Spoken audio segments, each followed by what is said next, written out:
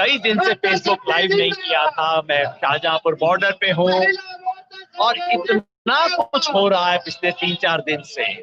यहाँ बीच में बारिश भी हुई, कुछ साथी बैरिकेड तोड़ के आगे भी बढ़ गए थे, साथ में सरकार से वार्ता, प्रेस कॉन्फ्रेंस, आपने सब चीजें देखी होंगी। इसकी रिपोर्ट आपको देने के लिए वक्त नहीं मिला, माफी चाहता हूँ। मेरे पीछे से जो काफिला निकल रहा है, आप देखिए, दूर तक देखिए, कितना दूर तक ये काफिला चले जा रहा है। हम देख नहीं सकते, पीछे तक ये काफिला चलता जा रहा है। ये पंजाब से आए हुए साथी हैं जिन्होंने आके हमारे इस शाहजहांपुर बॉर्डर को ज्वाइन किया था। टिकरी बॉर्डर से चले थे। ये अधिकांश पंजाब का संगठन है, पीकेयू एकता उग्राहा।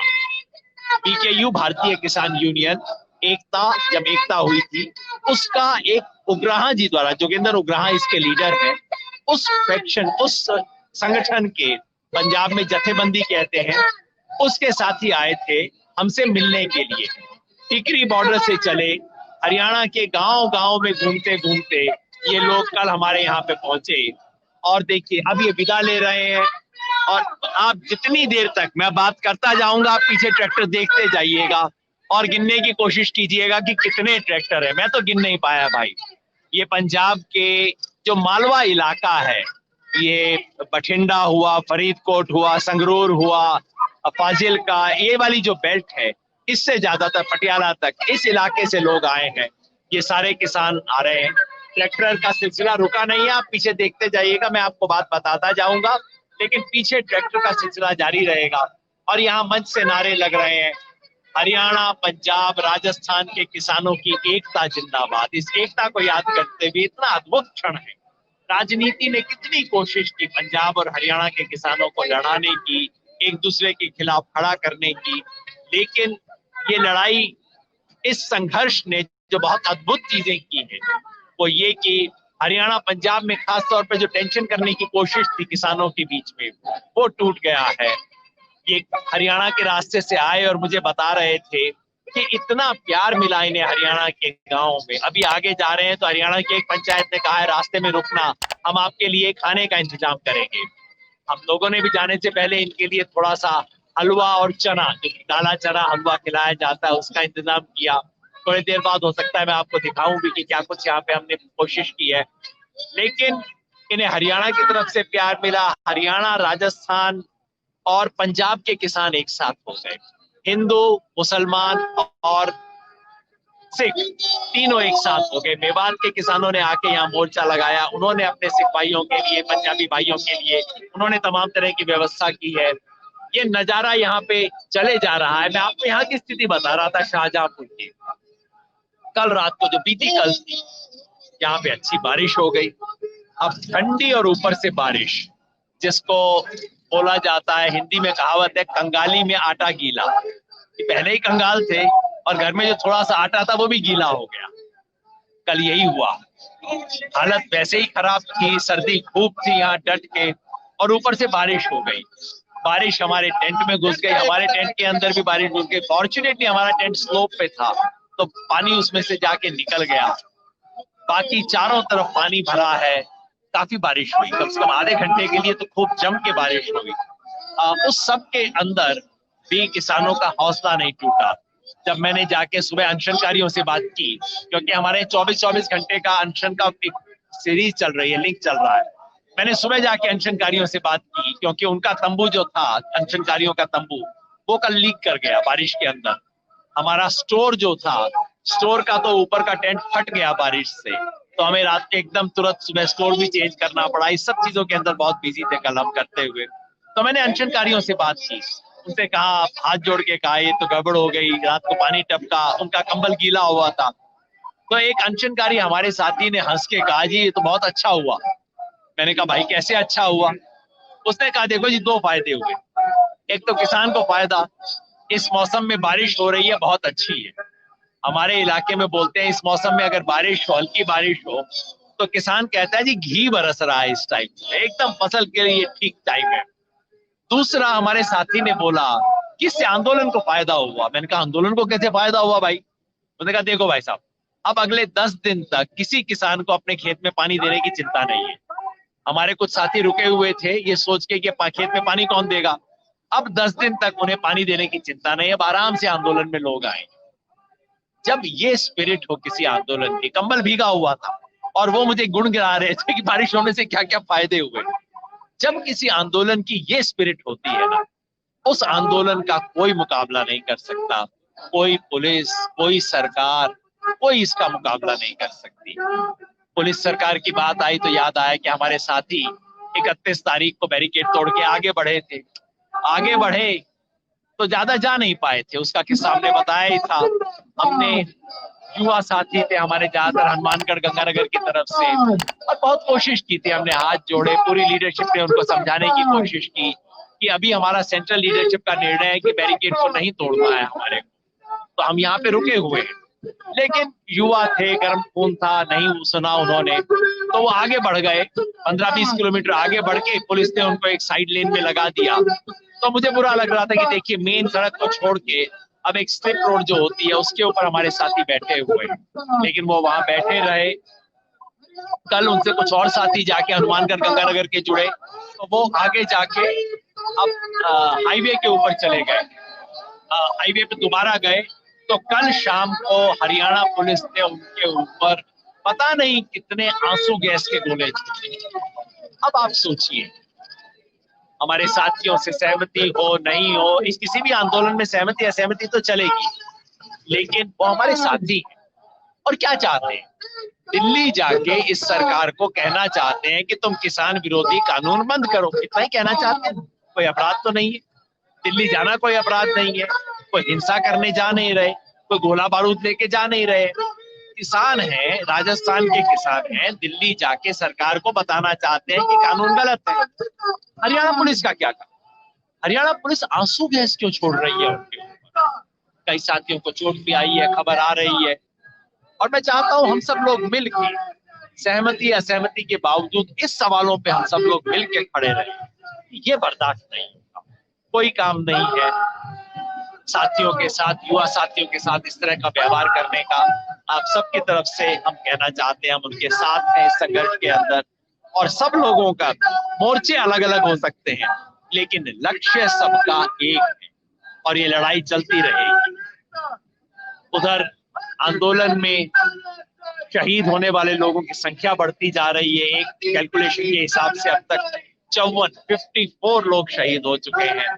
परसों ही वहां ये जो अपना और गाजीपुर बॉर्डर है इसकी तरफ, वहां पे एक किसान ने आत्महत्या की। आत्महत्या की बात मैं बहुत ज्यादा यहाँ करता नहीं हूँ, क्योंकि साइकोलॉजिस्ट कहते हैं कि इन चीजों के बारे में बहुत ज्यादा चर्चा नहीं करनी चाहिए, चर्चा करने से ये फैलता है, और इसलिए हम इसके बारे में ज्यादा चर्चा करना, महिमा मंडन करना बहुत नहीं कहते। लेकिन इतनी शहादत हो रही, 50 से ज्यादा किसान शहीद हो चुके हैं, क्या सरकार के कान पे जूं भी रेंग रही है? आज 4 तारीख है, वार्ता होगी, आपको पता लग जाएगा, लेकिन मुझे पता नहीं क्यों ऐसा महसूस होता है कि अभी भी सरकार ने मन नहीं बनाया है, अभी भी सरकार कुछ करने नहीं वाली है। पिछली बार जब वार्ता हुई थी तो मैंने कहा था अगर हमारी किसान आंदोलन की मांगे आती है तो अभी तो हाथी की पूंछ ही निकली है। जब मैंने कहा तो एक साथी ने कहा कि जी पूंछ भी हाथी की है, गधे की अभी हमें पता नहीं। मैंने कहा ये क्यों? कहते ये इसलिए क्योंकि अभी तक सरकार ने जो 2 छोटी छोटी बातें मानी थी उसमें भी सरकार ने एग्जैक्टली क्या माना है तो लिख के दिया नहीं है, तो हमें तो ये भी नहीं पता कि पूंछ को गधे की है कि हाथी की है, ये हमें पता नहीं है। खैर इसका आज पता लग जाएगा, बातचीत होगी। अगर सरकार जो बाकी 2 बड़े मुद्दे हैं उसके ऊपर बातचीत करे तब तो बात आगे बढ़ेगी, क्योंकि हमारा एजेंडा नंबर 1 और 2 क्या था आपको याद होगा। एजेंडा नंबर 1 था कि तीनों कानूनों को वापस लेने की मोडेलिटीज क्या, और एजेंडा नंबर 2 था कि किसानों को एमएसपी के कानूनी अधिकार देने के लिए उसका तरीका क्या होगा। इन दोनों पे सरकार ने बात नहीं की है। एमएसपी वाले सवाल पे सरकार इन प्रिंसिपल भी हाँ करने को तैयार नहीं है। कानून रद्द करने पे सरकार कहती है रद्द करने की बात छोड़ दो और कुछ भी बात कर दो। सरकार टस से मस्त नहीं हुई है। आज पता लगेगा, अगर सरकार कुछ आगे बढ़ेगी तो मैं विश्वास दिलाता हूं कि हम सरकार एक कदम आगे बढ़े, हम 2 कदम आगे बढ़ेंगे, लेकिन इन सवालों पे बातचीत तो कीजिए, उसका आज पता लगेगा। और जब बातचीत पता लगेगी, शाम को 2 बजे बातचीत शुरू होगी, पिछली बार की तरह जैसे ही ये बातचीत समाप्त होती है उसकी हम आप तक रिपोर्ट लेके आएंगे। वैसे पीछे आप देख रहे हैं अभी भी ये सिलसिला चलता जा रहा है, और जरा ऊंचा करके दिखाइए, जितना दूर तक दिख रहे हैं ये ट्रैक्टर चलते जा रहे हैं। ये है किसान आंदोलन की स्ट्रेंथ। जब ये पंजाब के संगठनों को मैं देखता हूँ तो मुझे हमेशा महसूस होता है कि भाई कितनी कमाल की स्ट्रेंथ है इन लोगों की, किस तरह इन्होंने संगठन का काम किया पंजाब के संगठनों ने। इनसे तो पूरे देश के संगठनों को सीखना चाहिए। हम सब के लिए इंस्पिरेशन है पंजाब के आंदोलन को देखना। कितनी तरफ से आप देखिए, सारे के सारे जिनको सरकार आतंकी कहती है, खालिस्तानी कहती है, पाकिस्तानी कहती है, पता नहीं क्या कुछ कहती है, वो देखिए ये सब किसान जा रहे हैं, एक के बाद एक चले जा रहे हैं। लंबा सिलसिला ये चलता जा रहा है। और इस सिलसिले को देख के हमारी एक साथी है अनुराधा, वो आई थी 3 दिन पहले, उन्होंने इस पे कविता लिखी, जो कविता आपने फेसबुक पे देखी होगी, जिस कविता में वो कहती हैं, ये प्रतिरोध का पर्व है, ये तो एक मेला है, पर्व है, कुंभ है, धर्म का नहीं, किसी ईश्वर का नहीं, ये प्रतिरोध का, विरोध का, सच्चाई की मांगों के लिए ये प्रतिरोध का पर्व चल रहा है, जो चल रहा है। दोनों तरफ किसान खड़े हैं, राजस्थान के किसान, हरियाणा के किसान, और हमारे सारे साथी मिलके नारे भी लगा रहे हैं इनको विदाई देते हुए। और देखिए हमारे अब महिलाओं ने मोर्चा संभाला हुआ है नारा लगाने में। ये चूरू से आई है हमारी महिला साथी जो कि इस वक्त नारे लगा रही है, तो नारों से विदाई दी जा रही है।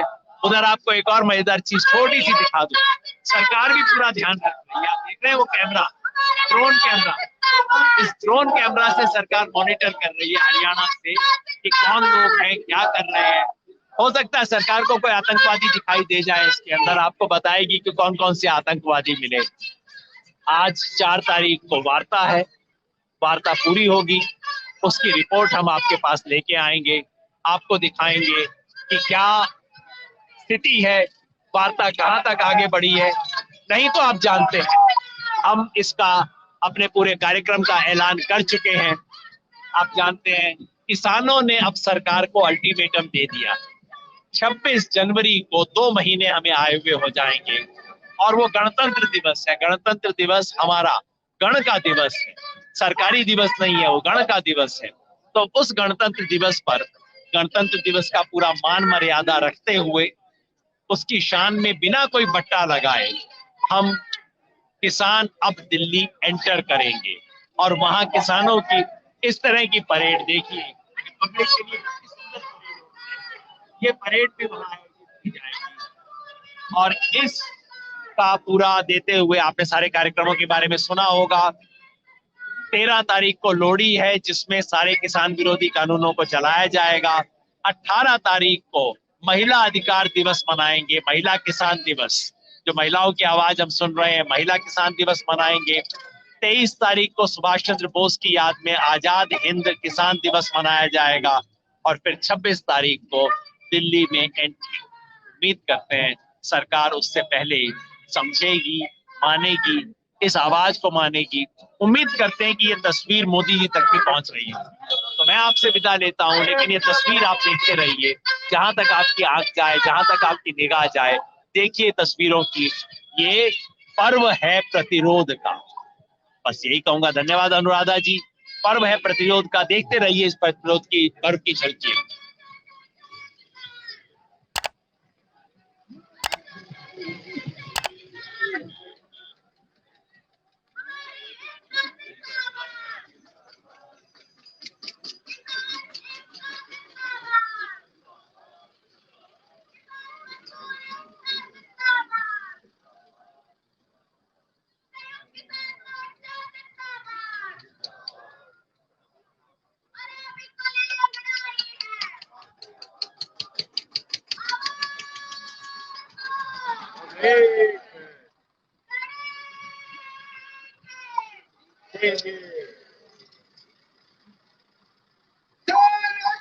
जिंदाबाद।